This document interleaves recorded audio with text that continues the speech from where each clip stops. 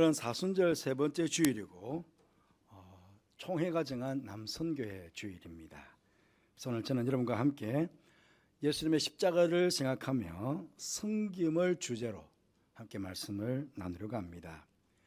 십자가를 앞에 두신 예수님께서 허리에 수건을 두르시고 제자들의 발을 씻겨주신 이것, 우리가 너무나 잘 아는 말씀입니다. 예수께서는 참된 섬김의 모습을 제자들에게 가르쳐 주시기 위해서 수건을 두르시고 제자들의 발을 씻어 주신 것이지요. 오늘 본문은 예수님께서 제자들의 발을 씻으신 이후의 일을 우리에게 보여주고 있습니다. 12절 말씀 보시면 그들의 발을 씻으신 후에 옷을 입으시고 다시 앉아 그들에게 이르시되 내가 너희에게 행한 것을 너희가 아느냐, 그렇게 예수님께서 제자들에게 묻고 있습니다. 지금 예수님께서는 섬김의 본을 제자들에게 그들의 발을 씻기시는 행위를 통해 가지고 보여주셨는데, 이 사건이 무엇을 의미하는지 너희는 알고 있느냐, 그렇게 묻고 계신 것입니다. 여러분, 그렇습니다. 나에게 일어난 어떤 사건들, 나에게 주어진 무엇이, 어떤 사건이 무엇을 의미하는지 그것을 아는 것은 대단히 중요한 것입니다. 경우에 따라서는 머리로 깨달아야 할 것이 있고, 어떤 경우에는 마음으로, 가슴으로 깨달아야 할 것이 있습니다. 그런데 섬김이라는 것은 머리로 깨닫는 것이 아니라 머리로 깨닫는 이론적인 것이 아닙니다. 이 마음으로 깨달아야 되죠. 마음으로 깨닫고 나아가서 생활 가운데 실천하면서 깨닫게 되는 것, 그게 바로 섬김입니다. 오늘 말씀대로 하면 수건을 직접 허리에 수건 두르고 한번 실천해 볼 때, 그때 섬김에 대해서 알게 된다는 말씀입니다. 지금 예수님과 함께 제자들은 유월절 음식을 먹기 위해 식탁에 둘러앉아 있었습니다. 그런데 그들은 중요한 것 한 가지 하지를 못했습니다. 바로 발을 씻는 일이었습니다. 이스라엘 땅은 전혀 포장되지 않은 흙길입니다. 그러니 그 흙길을 조금만 걸어도 그냥 발은 온통 먼지투성이가 됩니다. 그래서 관습적으로 유대인들은 밖에 나갔다가 집으로 들어가면 가장 먼저 발을 씻어야 했습니다. 발도 씻고 그리고 손도 씻고 식사를 하게 되어 있습니다. 관습적으로. 그리고 그 풍속 가운데서는 자기 자신의 발을 자신이 씻지 않았다 하는 것입니다. 종이 있으면 종이 먼저 주인의 발을 씻겨주고요. 종이 없으면 가족들 서로, 동료들 서로 발을 씻겨줍니다. 그리고 서로 씻겨줄 때에도 먼저 씻겨주는 사람은 조금이라도 서열적으로 낮은 사람이 발을 씻어줘야 한다 하는 것입니다. 그런데 지금 제자들은 아마 예루살렘 올라오는 길에 예수님 따라오면서 서로 싸웠습니다. 너가 높니, 내가 높니, 내가 높다고, 모두가 다 내가 높다고. 예수님 왕권을 찬탈하면 전부 예수님 좌우편에 앉겠다고 서로 싸우면서 예수님 따라서 올라왔습니다. 그리고 난 다음이라서 그런지 모르지만 어느 누구도 먼저 나서서 수건을 찾고 물을 길어와서 동료의 발을 씻어줄 생각을 하지 못하고 있었던 것입니다.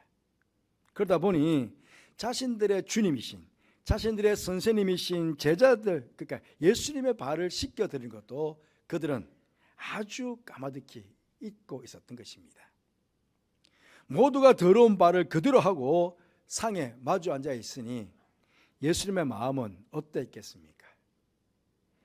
이러한 한심한 사람들을 3년 동안 제자라고 가르쳤고 이제 두고 떠내야 하니 예수님의 마음은 얼마나 답답하셨겠습니까? 그래서 친히 대야에 물을 가져다가 허리에 수건을 두르시고 한 사람 한 사람 다 발을 내어라. 그리고는 다 그들의 발을 씻겨 주신 것입니다. 사실 그렇지 않습니까? 예수님께서 대야를 가지고 와서 허리에 딱 수건을 두르고 얘들아 발을 내어라 하는 그 순간이라면 누구라도 먼저 아이고 왜 이러십니까 예수님, 저희가 발을 씻겨드려야죠, 제가 먼저 씻겨드리겠습니다, 그렇게 나서야 되는 게 맞지 않습니까? 그런데 아무도 나서는 사람들이 없었습니다. 오늘 읽지 않았지만 더 나아가서 17절 말씀 보시면 너희가 이것을 알고 행하면 복이 있으리라. 먼저 머리를 꿇고 수건을 두르고 발을 씻겨주는 이 일을 먼저 하면, 이 일을 알고 하면 이게 너희에게 복이 있으리라, 그렇게 말씀하고 있는 것입니다.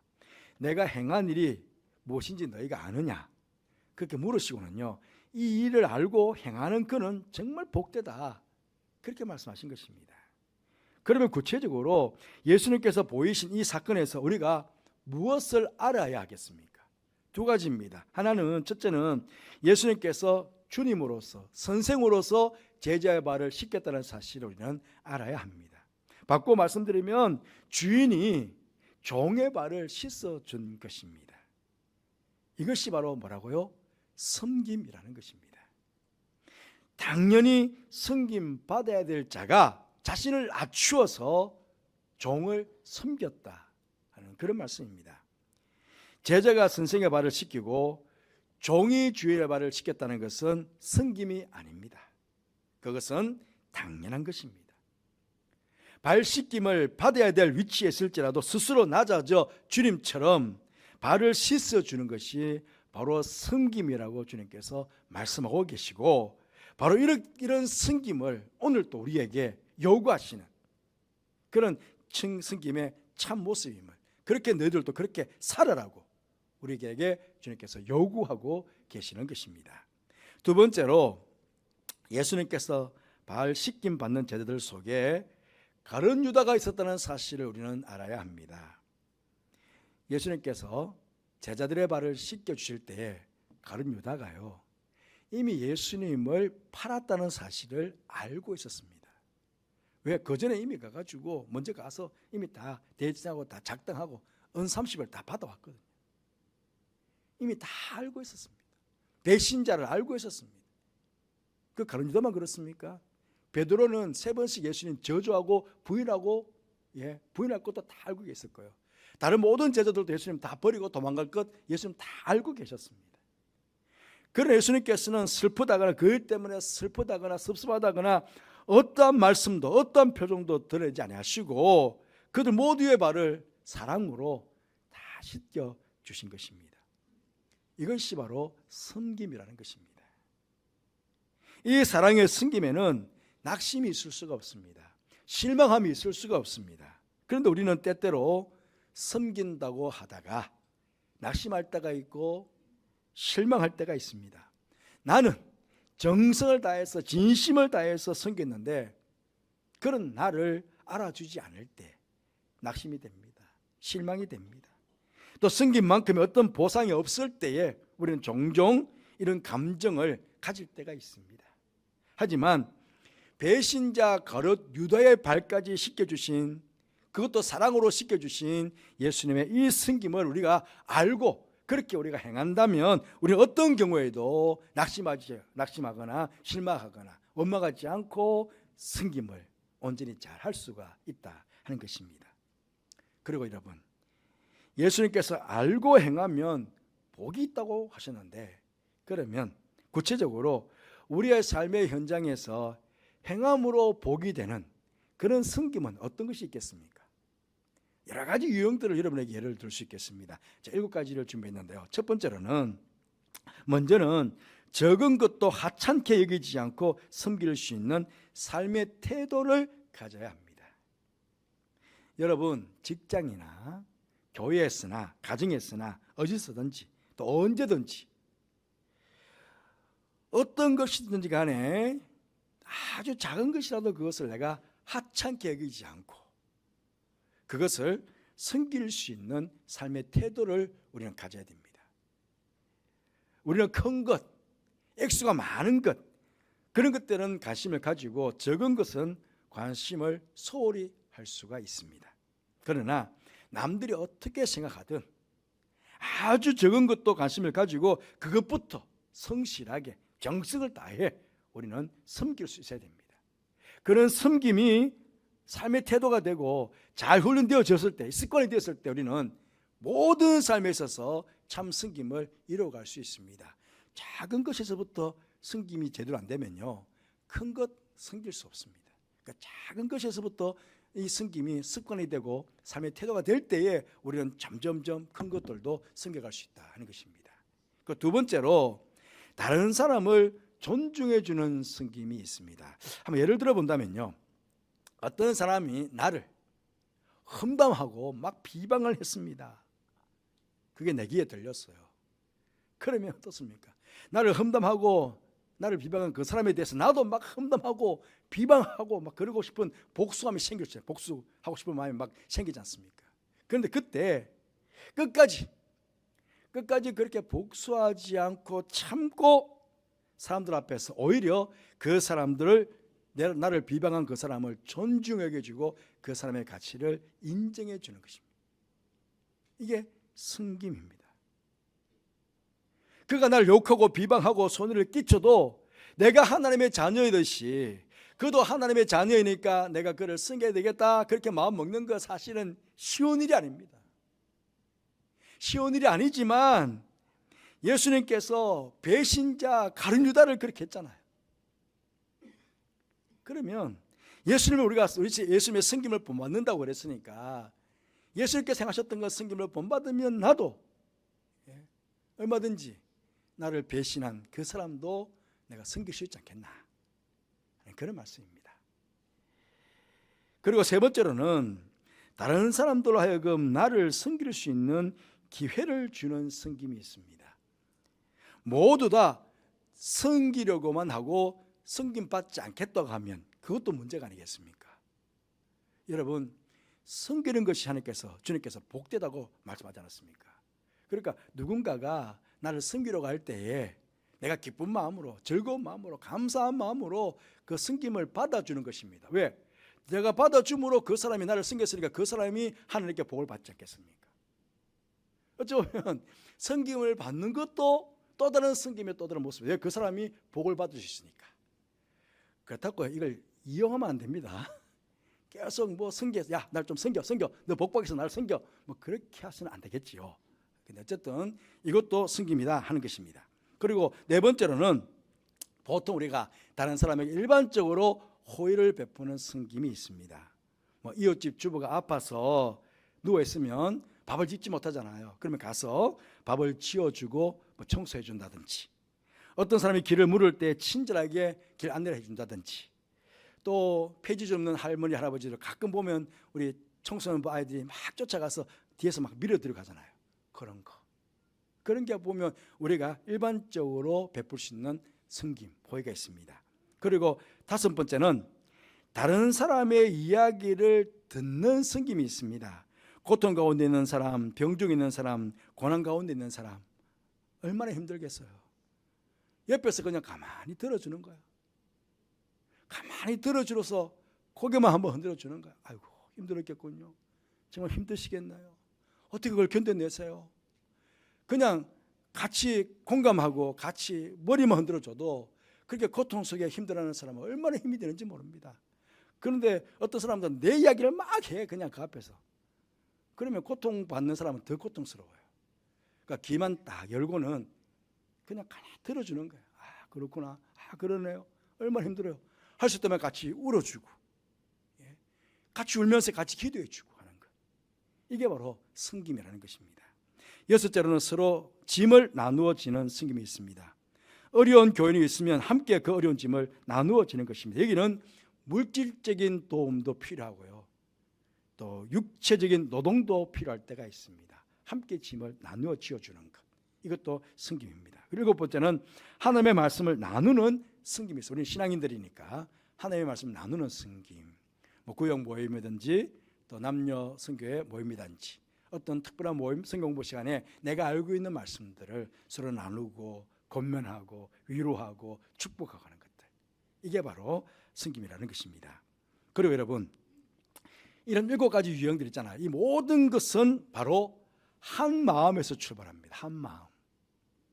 그건 바로 내가 허리에 수건을 들을 준비가 되어 있느냐 하는 것입니다. 언제 어디서든 어떠한 상황 가운데서도 어떤 사람을 만나든지 간에 그를 섬기기 위해서 수건을 두를, 앞치마를 두를 마음의 준비가 되어 있다면, 그러면 앞에 있었던 제시한 7가지뿐만 아니고 더 많겠죠. 여러 가지 다양한 섬김의 유형이 있을 텐데 그런 섬김의 유형들을 잘 참 섬김으로 감당할 수가 있게 된다는 것입니다. 이번 주, 지난주 기도 공부에 난 기사입니다. 기독교 윤리 실천 운동 본부가 있습니다. 거기서 2026년 한국 교회의 사회적 신뢰도 여론조사 결과를 발표했습니다. 한국 교회를 신뢰한다가 19%인데요. 이 19%에도 절대적으로 매우 신뢰한다는 4.2%, 약간 신뢰한다가 14.8%예요. 묶어서 19%입니다. 그러니까 정말 내가 신뢰한다 하는 4.2%예요. 우리 기독교인들도 교회를 신뢰하지 않아. 그런 실정입니다. 그리고 별로 신뢰 안 함 43%, 전혀 신뢰 안 함 32%. 그러니까 한국 교회를 신뢰하지 않는다는 것이 한국 사회에서 75%의 사람들이 교회를 신뢰하지 않는데요. 그러면서 그 기사 말미에 그렇게 들었습니다. 지금 한국 교회가 굉장한 위기 속에 놓이게 되었다. 지금까지 조사한 것 중에 지금 이것이 가장 나쁜 결과의 이 퍼센트가 나왔다고 이야기합니다. 저는 신뢰받지 못하는 그 많은 이유 중에 우리 기독교인들이 예수님처럼 세상 사람들을 섬기지 않았기 때문이 아닌가 하는 생각을 해보게 됩니다. 세상 사람들요 다 알고 있습니다. 기독교는 사랑의 종교라는 것, 기독교는 사람을 사랑으로 섬기는 종교라는 걸 세상 사람들도 다 알고 있습니다. 그런데 기독교인이라고 하면서 섬기기는커녕 승인 받으려고 하니까, 그러니까 교회에 대해서 손살이 치는 것 아니겠습니까? 예수님께서 이 땅에 오신 것은 하나님의 아들이시지만 섬김을 받기 위해서 오신 것이 아니라 도리어 섬기러 오셨다고 분명히 말씀하셨습니다. 마가복음 10장 45절 말씀에 인자가 온 것은 섬김을 받으려 함이 아니라 도리어 섬기려 하고 자기 목숨을 많은 사람의 대속물로 주려 함이니라고 분명히 말씀하셨습니다. 말씀만 하신 것이 아니라 이렇게 허리에 수건을 두르시고 제자들의 발을 씻겨 주실 뿐만 아니고 직접 당신의 몸을 십자가에 메어 달면서까지 그렇게 우리를 사랑으로 섬겨주셨습니다. 오늘 특별히 남성교회 주의로 지키고 있는 남성교회 회원 여러분, 그리고 함께예배 참여한 성도 여러분, 주님처럼 섬기기 위해서 허리에 수건을 두르실 준비가 되어 있으십니까? 아무도 안 계세요. 주님께서 발을 씻겨주신 참 의미를 알고 행하면 복되다고 분명히 말씀하셨습니다. 바라옵기는 사순절 기간 동안입니다. 자, 몇 주가 남지 않았는데요, 이 사순절 동안만이라도 여러분 모두가 주님의 뜻을 바르게 알고 삶의 현장에서 참 섬김을 한번 실천해 보시기를 바랍니다. 그래서 우리 주님께 복되다고 칭찬받는 여러분 되시기를 간절히 바라겠습니다.